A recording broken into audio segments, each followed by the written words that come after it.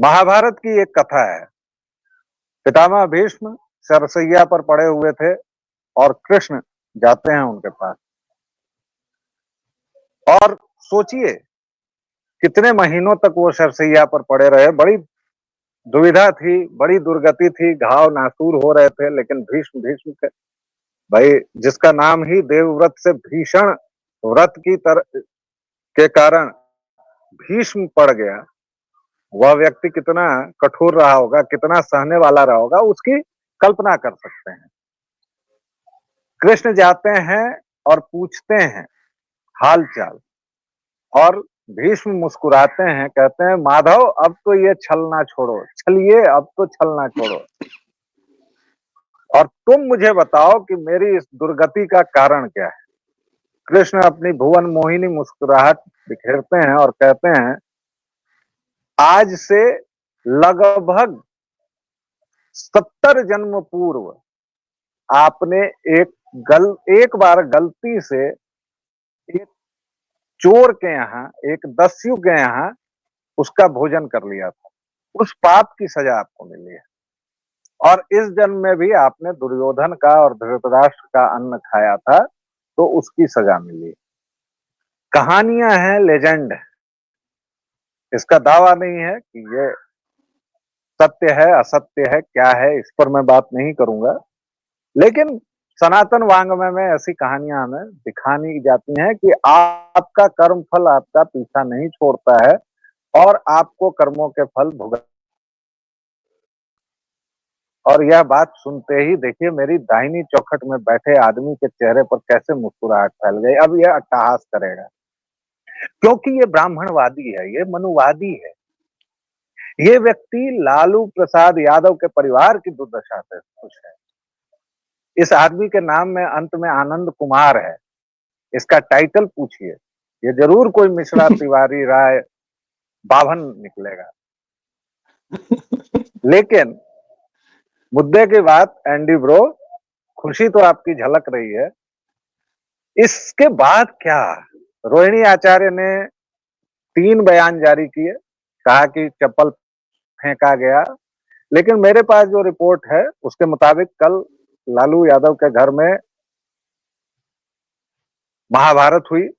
और महाभारत क्या हुई? लालू यादव के घर में पंचायत बैठी, और उसमें एंडी ब्रो संजय यादव नामक जो हरियाणवी आया हुआ है उसके ऊपर रोहिणी आचार्य ने ठीकरा फोड़ने की कोशिश की। कहा कि तुम तो कह रहे थे कि हम लोग जीत जाएंगे, हम लोग जीते नहीं, बताओ क्या करना है।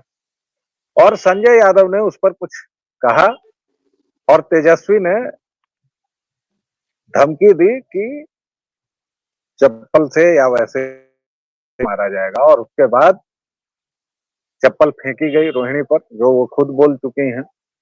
उसके बाद तेजस्वी ने उनको बहुत ज्यादा ये किया।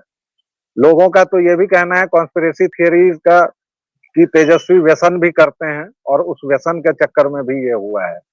हम इन सब बातों में किसी की जिम्मेदारी नहीं लेते हैं, लेकिन कल लालू यादव के घर में जो हुआ है उससे बिहार की उन करोड़ों लोगों के दिल में साइबेरिया से भी ज्यादा ठंडक अधिक पहुंच गई होगी, जिन्होंने 15 वर्षों का उसका जंगल राज झेला है और आज तक झेला है। एंडी ब्रो, खुश तो बहुत हो तुम, लेकिन आगे क्या? देखिए, सबसे पहले तो आपको यह समझना होगा कि जंगल राज की जो बात कर रहे होते हैं हम लोग, तो बाहर के लोगों को यह समझ में नहीं आएगा कि जंगल राज की हम लोग क्यों बात कर रहे होते थे, या हम लोगों को कितने आसानी से और कितना स्पष्ट ये जंगल राज दिख रहा था। जिन लोगों को यह स्पष्ट जंगल राज नहीं देखा था, उन लोगों को देखना चाहिए कि आरजेडी जो थी वो अभी क्या कर रही थी, ठीक अभी क्या कर रही थी। तो ये जंगल राज जो होता है, जिसकी हम लोग शिकायत कर रहे थे, इसकी ये वाली कहानी जो है, ये बिहार में शुरू नहीं होती, ये यूपी के बलरामपुर में शुरू होती है। तो यूपी के बलरामपुर का आप कहेंगे कि बिहार से क्या लेना देना, जंगल राज से क्या लेना देना, ये जो रोहिणी आचार्य वाला मामला हुआ उससे क्या लेना देना। तो उस मुद्दे पर हम लोग हारमोनियम लेके घूमने के बाद थोड़ी देर में आ जाएंगे, तो बर्दाश्त कीजिए और साथ बने रहिए। फिलहाल हम लोग चलते हैं बलरामपुर। तो बलरामपुर में एक तुलसीपुर नाम का पंचायत होता है, उस पंचायत के जो अध्यक्ष थे उनकी हत्या हो गई। अब 5 जनवरी 2022 को जब ये हत्या हुई थी, उस समय ये जो आदमी थे, ये रिजवान अहमद नाम के एक स्थानीय जो नेता थे, उनके साथ अक्सर सपा कार्यालय के चक्कर लगा रहे होते थे लखनऊ में। उनके ही गुटके थे, रिजवान के गुटके ही। और ये जो रिजवान हैं, ये बहुत बड़े माफिया हैं, 2-3 बार विधायक रह चुके हैं, 2 बार सांसद रह चुके हैं, तो बलरामपुर क्षेत्र में इनका अच्छा खासा दबदबा है। और ये घोषित अपराधी हैं। अभी-अभी जो है इनका मतलब बुलडोजर चला करके जो ढहाने का जो काम योगी जी अक्सर किया करते हैं, और जिस पर हिंदुत्ववादियों की बाँछें अक्सर खिल जाया करती हैं, तो वो काम इनके साथ भी हो चुका है। इनका मकान-वकान भी गिराया गया था। क्यों? बाँछें कहाँ जी। होती हैं? और आप रिजवान ज़हीर की बात कर रहे हैं। वो शायद अभी जी, भी जी। जेल में है ना? अभी भी जेल हाँ, में है शायद। रिजवान जहीर अभी भी जेल में है। तो किसकी हत्या में जेल गया था ये रिजवान जहीर? ये आपको देखना होगा। तो ये रिजवान जहीर जो थे, ये फिरोज अहमद नाम के जिस व्यक्ति की हत्या में जेल गए थे, उस फिरोज अहमद की हत्या में 5 दिन बाद पुलिसकर्मियों ने 2 उन लोगों को पकड़ लिया जिन्होंने सुपारी ली थी, और रात गए 10 साढ़े 10 बजे रात को घर के पास ही वो जो दूसरे वाले नेताजी थे, फिरोज अहमद, उनकी हत्या कर दी थी। तो ये जो हत्या हुई थी, तो उसके जब 2 अपराधी पकड़े गए और उनसे पूछताछ हुई, तब पता चला कि ये जो नेताजी थे, ये नेताजी खुद होना चाहते थे सांसद, सपा से टिकट लेना चाह रहे थे, और सपा से टिकट अब इनको अपने लिए नहीं चाहिए था। अब इनको चाहिए था टिकट अपनी बिटिया के लिए। लेकिन बिटिया के लिए जो टिकट चाहिए था, उसमें दिक्कत यह हो रही थी कि बिटिया के जो दामाद जी थे, वो बता रहे थे कि ये जो दूसरा वाला है ना, ये इलाके में अपनी बढ़त बनाता जा रहा है, ऐसे कैसे चलेगा, कहीं सपा का टिकट इसे ना मिल जाए। तो बिटिया इसी के चक्कर में बिटिया के बिटिया के पति जी, ज़हीर साहब के हाँ, दामाद जी, हाँ, ज़हीर साहब के नज़ीर दामाद साहब। जी। अब नहीं, उनका भी नाम ले तो लीजिए। थोड़ी जिनका देर में रोहिणी जी थोड़ी ने देर में नाम ले लिया, नाम ले जी। थोड़ी देर में उस पे भी आ जाएंगे। दामाद जी से हम लोग थोड़ा देर में आ जाएंगे। 2G 3G जी। दामाद जी, ये सब जो है वो लंबे समय से मोदी जी जो कहते रहे हैं, उस पे क्यों कह रहे होते थे, उसको भी तो जनता को समझना चाहिए। तो ये जो दामाद जी थे, इनको दिक्कत हुई, तो दामाद जी ने, बिटिया जी ने और ससुर जी ने, तो ये जो पूरा रिजवान साहब का खानदान था, ये पूरा कुनबा बैठा, इन लोगों ने योजना बनाई, कुछ लोगों को पैसे दिए, तो 6 लोग कुल जो है वो गिरफ्तार हुए थे। और इन पर एनएसए वगैरह जितने जो सबसे गंभीर धाराएं होती हैं, वो लगाई गई थी, क्योंकि जांच वांच के बाद जब बुलडोजर बुलडोजर चलने लगा, तो जो जो निकला वो आप अंदाजा लगा सकते हैं कि क्या क्या निकला होगा। तो ये जो दामाद जी थे, यहां पर महत्वपूर्ण ये हो जाते हैं। हुआ क्या कि रिजवान अहमद तो अभी भी जेल में है, लेकिन कोर्ट ने हत्या की साजिश में शामिल जेबा, यानी कि नेताजी की बेटी, और उनके दामाद जी को बेल दे दिया था। अब बेल पाने के बाद 2022 के इस मामले के कुछ दिन बाद, हाँ, एक जी, मिनट, जी, एक मिनट, प्लीज, प्लीज। बेल किसने दी थी मालिक? सुप्रीम कोर्ट ने ना।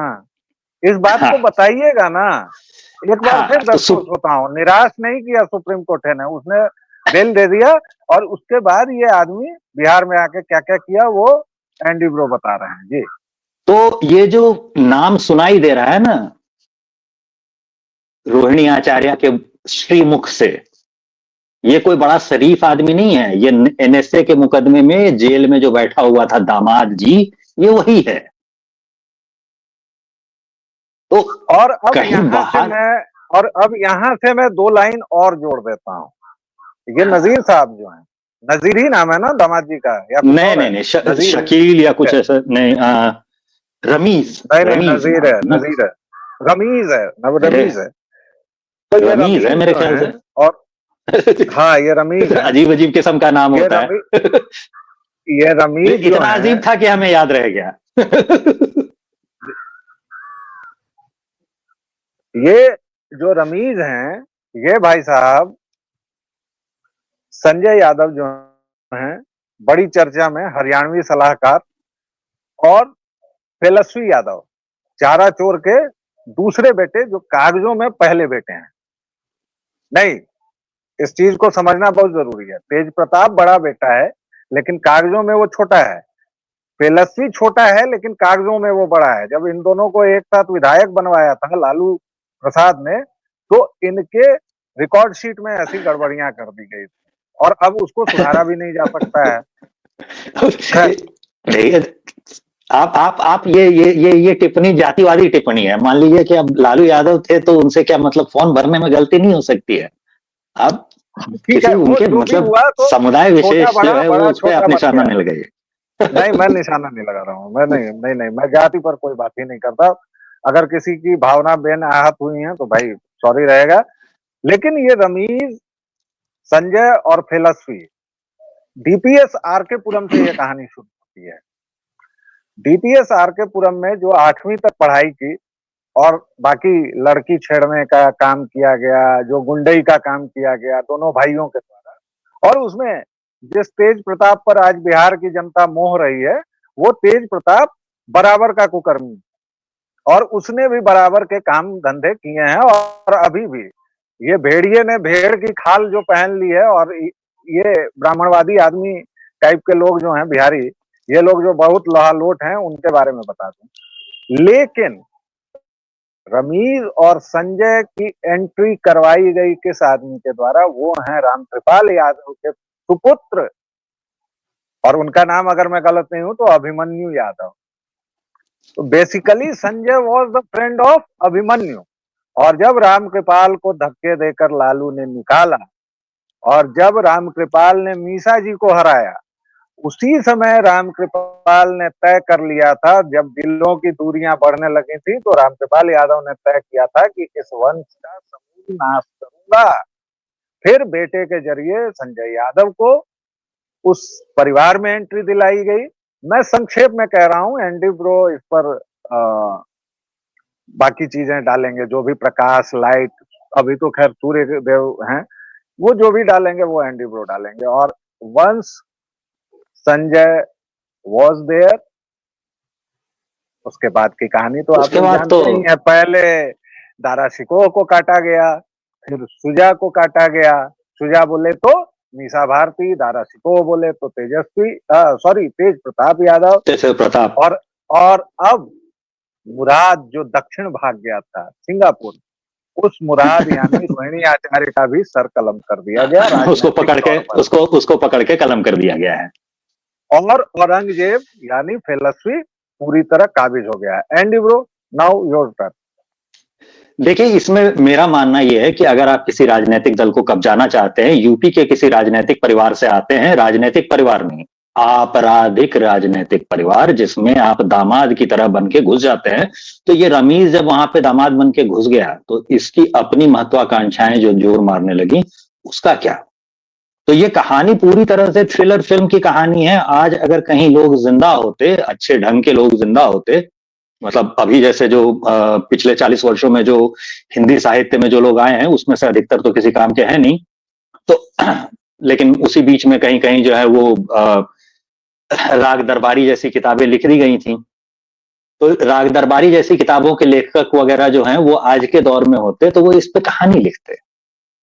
ये तो बहुत मस्त राजनीतिक कहानी होती है। सुंदर युवती जेबा है इस कहानी में, महत्वाकांक्षी युवक रमीज है इस कहानी में, घनघोर अपराधी रिजवान है इस कहानी में, बेचारा शरीफ सा तेज प्रताप है इस कहानी में, चतुर चालाक चितेरे तेजस्वी है कहानी में, बीच बीच में अपना अपना मौका घूमती हुई उसमें मीसा भारती और रोहिणी आचार्य भी हैं। तो शरीफ नायक था नायिका तेज प्रताप। खलनायक, हाँ, तो मतलब पूरा ऊपर से नीचे तक आप देखिए, बिल्कुल महाभारत जैसी कहानी बनेगी। एक भी आदमी शरीफ नहीं, कोई दूध का धुला नहीं, सबके सब विलेन, एक लाइन से। सब तो के जो सब गैंग विलेन। गैंग, हाँ, वो जो गेम ऑफ थ्रोन्स वगैरह देख देख करके लोग कहते रहते हैं ना कि अरे ऐसी राजनीति हो गई गेम ऑफ थ्रोन्स में, जीओटी देखने के जो फैन हुए जा रहे होते लोग, उन लोगों को बिहार की ये राजनीति देखनी चाहिए, कहानी देखनी चाहिए। ये नहीं, अचानक एंडी ब्रो, एंडी ब्रो, आयत का वो तो हम लोग कह रहे हैं कि राजनीति अगर देखनी और सीखनी है तो नतीजों के बाद देखिए। और सचमुच जब एक बार नीतीश कल भी का शपथ ले लेंगे तो देखिए, कल भी हमने कहा है, परसों भी कहा है, मुद्दा वो नहीं है। मुद्दा यह है कि रमीज एक अपराधी, सजा झेल चुका, जेल जा चुका अपराधी बिहार भागा, वो फरार है। आप ये समझिए।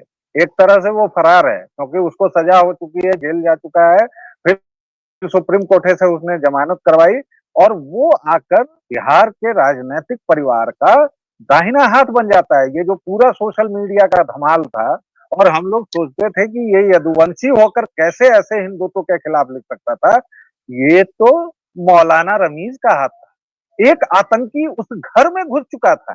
अब आप क्या कहेंगे इस पर? देखिए, इसमें आपको ये भी देखना होगा, समझना होगा कि ये परिवार कैसा रहा है। आप ये समझिए कि लालू यादव का और उसके पूरे कुनबे का अपराधियों के साथ जो साठगांठ वाला जो सिस्टम रहा है, वो चूंकि पीढ़ियों से चला रहा है, तो इसमें कोई भी अनोखी बात तेजस्वी को दिखी नहीं होगी। पिताजी 4 गुंडों के साथ बैठते थे, तो बेटा भी 4 गुंडों के साथ बैठ रहा है। क्या अलग है इसमें? एक चाहे आखिरी सवाल, एक आखिरी सवाल। जी, वो सब हम लोग बहुत बार कह चुके हैं, इसलिए माफ कीजिएगा, आपको कट शॉर्ट कर दिया। शहाबुद्दीन, तस्लीमुद्दीन, नईमुद्दीन, मतलब आरजेडी, अपराध, भ्रष्टाचार, घोटाला छोड़ दीजिए, उसको हटा देते हैं। एक गौर करने वाली बात जिस पर कोई नहीं बोल रहा है, एंडी ब्रो आपसे सवाल है, आखिरी सवाल है, कंक्लूडिंग रिमार्क्स जल्दी कीजिएगा। इसलिए क्योंकि हम लोगों की के फोन वोन की बैटरी दोनों आदमी की वैसी ही है, इसलिए मैंने कहा था उसको ज्यादा इस पर, मतलब मैं उनको चुप नहीं करा रहा हूँ। जिहादी रमीज, कितना मजा आता है सफाई ईसाई, देने। जिहादी रमीज, ईसाई रेचल और सनातनी राबड़ी, उसके परिवार को पूरी तरह नष्ट करने के लिए जिहाद ने और ईसाइयत ने हाथ मिलाया और एक सनातनी महिला के परिवार को भ्रष्ट कर दिया, बर्बाद कर दिया। मैं लालू के पापों, तेज प्रताप की अय्यासियों, तेजस्वी की अय्यासियों, मक्कारियों पर बात नहीं कर रहा, उनके संतानों पर नहीं कर रहा है, लेकिन राबड़ी देवी एक गांव की घरेलू सीधी सादी महिला थी, जिसके ऊपर इस तरह हमला करवाया गया, छठ बंद करवाया गया, जिस तरह के प्रहार होते थे, हम लोग सोचते थे कि एक यदुवंशी होकर ऐसी बातें ये कैसे कर रहा है, लेकिन यहाँ तो जिहाद और ईसाइयत दोनों का हमला था। कैसे इसको देखें? Concluding remarks, Andy bro. Sympathy vote मेरा जो है ना, वो राबड़ी देवी की तरफ भी नहीं जाता है। राबड़ी देवी जब शासन में आई थी, तो उन्होंने कोई अपने भाइयों को जो है वो नकेल कस दी थी, ऐसा तो नहीं था।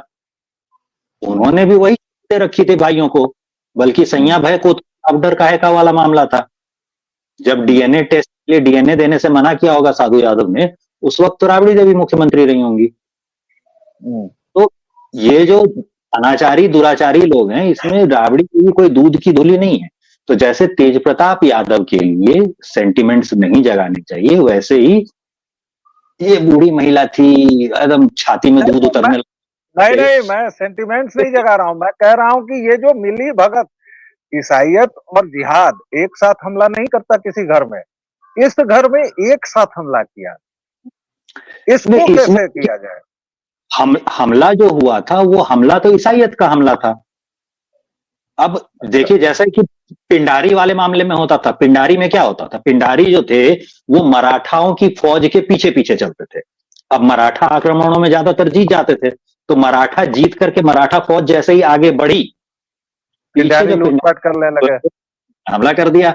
और हारे हुए जो लोग थे वहां पे बचे हुए, उनके पास तो ना अब सेना बची है, न लड़ने का दम बचा है, क्योंकि अभी अभी हारे हैं ज्यादातर और योद्धा बदनाम हमारे। कर दिया मराठों को, जिसके दम पर आज कुछ जिहादी और ईसाई हमें सिखाते हैं कि मराठे भी तो मंदिर लूट लेते थे, मराठों ने भी तो किया। अरे हरामखोरों, गधों, ये बताओ कि किस मराठा ने कब किस की गर्दन पर तलवार रख के कहा कि मराठा बन जा, नहीं तो गर्दन काट देंगे, हैं? या किस मराठा ने किस मंदिर को लूट लिया? खैर चलिए, वो भी एक विषय है, उस पर बात करेंगे, करते रहेंगे। जी अलग वीडियो में लेंगे, लेकिन स्थिति जो थी वो यही थी, लूटने जी। आए थे लोग और पीछे से पिंडारी ये जो है पहुंच गए, उसने बाकी बचा खुचा जो था वो साफ कर दिया। तो वहां पर देखिए कि को जब जो ईसाई पत्नी जी थी, वो बस इतना प्रयास कर रही थी कि तेजस्वी जो है वो लीड रोल में आ जाए और तेज प्रताप जो है वो साइड हो जाए। अब जो आया है, अच्छा, पिंडारी जब पहुंचे हैं, तो पिंडारी ये चाह रहे हैं कि भैया सत्ता जो ले जानी थी वो तो ले गई, तो भागते भूत लंगोटी ही सही, पार्टी तो ही बची हुई है। अच्छा, ओके। तो ये भागते भागते भूत की लंगोटी खींच लेने की कोशिश जो है वो रमीज कर रहा है। तो पहले तो आपने मतलब देखा ये तो मतलब ये समझा जाए कि अब लालू यादव के पतन की शुरुआत हो चुकी है। उनके खानदान में अभी और महाभारत मचेगी, अभी और कलह होगा। और ये एक खानदान, एक आदमी जिसने पूरे बिहार की 3 पीढ़ियों को बर्बाद किया, 15 वर्षों में ऐसा नासूर बोया कि 20 वर्षों के बाद तक बिहार अभी तल पर ही पहुंच पाया है, अभी भी आगे नहीं बढ़ पाया है।